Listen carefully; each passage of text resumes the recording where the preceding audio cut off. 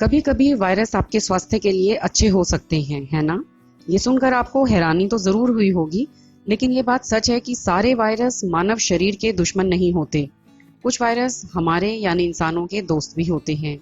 आमतौर पर माना जाता है कि वायरस इतने एग्रेसिव और इन्फेक्शियस होते हैं कि मानव शरीर की होस्ट कोशिका पर हमला कर पूरे शरीर में ये तेजी से फैल जाते हैं और शरीर को बीमार करना शुरू कर देते हैं।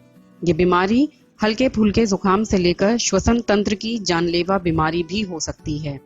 SARS, Zika, MERS, Ebola, bird flu, HIV, swine flu और अब कोरोना जैसे करीब 200 वायरस ऐसे हैं जो मानव शरीर को नुकसान पहुंचाते हैं। लेकिन सभी वायरस बुरे होते हैं, ऐसा भी नहीं है। बहुत से वायरस ऐसे भी होते हैं जो मानव शरीर से जीवाणुओं यानी बैक्टीरिया को मारते हैं और कुछ खतरनाक वायरस का खात्मा करते हैं। जिस तरह कुछ बैक्टीरिया अच्छे यानी प्रोबायोटिक्स होते हैं, उसी तरह कुछ वायरस भी प्रोटेक्टिव वायरस होते हैं जो इंसान को बीमारियों से बचाते हैं। वायरसेस का एक झुंड जो बैक्टीरिया के सेल्स को इन्फेक्ट करता है, उस समूह को बैक्टीरियोफेज या फेज के नाम से भी जाना जाता है। फेज थेरेपी उन तरीकों में से एक है जिससे यह पता चलता है कि वायरस मनुष्यों के लिए लाभदायक भी हो सकते हैं। फेज थेरेपी वास्तव में एंटीबायोटिक से भी पुरानी है और अलेक्जेंडर फ्लेमिंग द्वारा शुरू की गई पेनिसिलिन से पहले पश्चिमी देशों में शुरू की गई थी। कुछ मायनों में वायरस दवाओं से अधिक प्रभावी हो सकते हैं क्योंकि वे सेल्फ एम्प्लीफाइंग ड्रग्स की तरह काम करते हैं। लेकिन कोविड-19 महामारी के इस दौर में लोग बड़े पैमाने पर वायरस को अपना दुश्मन समझने लगे हैं।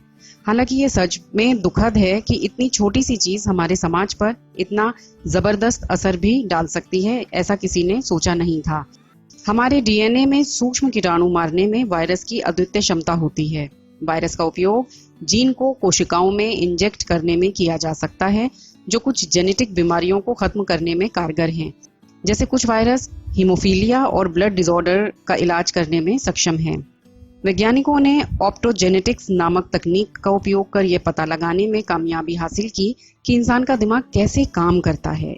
इस काम में एक ऐसे वायरस का इस्तेमाल किया गया जिसे काई यानी हरे रंग की शैवाल से लिया गया और लाइट सेंसिटिव रिसेप्टर्स के साथ जेनेटिकली मॉडिफाइड किया गया। जब ये वायरस दिमाग में इंजेक्ट किया जाता है तो ये वायरस स्पेशल न्यूरॉन्स के DNA को मॉडिफाइड करने में सक्षम होते हैं, जिससे ब्रेन सेल्स को ब्लू लाइट फ्लैश होने के साथ ऑन या ऑफ होने की स्वीकृति मिलती है। इन स्विचों के ऑन या ऑफ होने पर क्या होता है, इसका अवलोकन करके न्यूरोसाइंटिस्ट ने कई थ्योरीज डेवलप की, जैसे डिप्रेशन और एडिक्शन जैसी चीजें दिमाग में कैसे घुल मिल जाती हैं, वगैरह वगैरह। कुछ वैज्ञानिक कैंसर कोशिकाओं को बाहर निकालने के लिए ऑन्कोलिटिक वायरसेस का उपयोग कर रहे हैं, जो उनके लिए ट्यूमर को खत्म करने में लाभदायक हो सकता है। सन 2000 में ह्यूमन जीनोम प्रोजेक्ट ने खुलासा किया कि हमारे DNA में वायरस छिपे हैं। ये छोटी मात्रा नहीं है। ह्यूमन जीनोम में कम से कम 8% प्राचीन रेट्रोवायरस से इनका पता चलता है। वैज्ञानिक कहते हैं कि वायरस जीनोम में बंद हो सकते हैं। ये मामूली बात नहीं है, क्योंकि वायरस सच में होस्ट कोशिका के लिए उपयोगी जीन्स ला सकते हैं। वायरस आज भी हमारी हेल्थ के लिए फायदेमंद है। माइक्रोबायोम को ही ले लें, जो हमारी आंतों में रहने वाले रोगाणुओं के जटिल समाज को सूचीबद्ध करने की भरपूर कोशिश करता है। जिस तरह सभी आंत बैक्टीरिया आंतरिक रूप से खराब नहीं होते, ठीक उसी तरह हमारे शरीर के सभी वायरस बुरे नहीं होते। कुछ वायरस वास्तव में संक्रमण को रोकते भी हैं।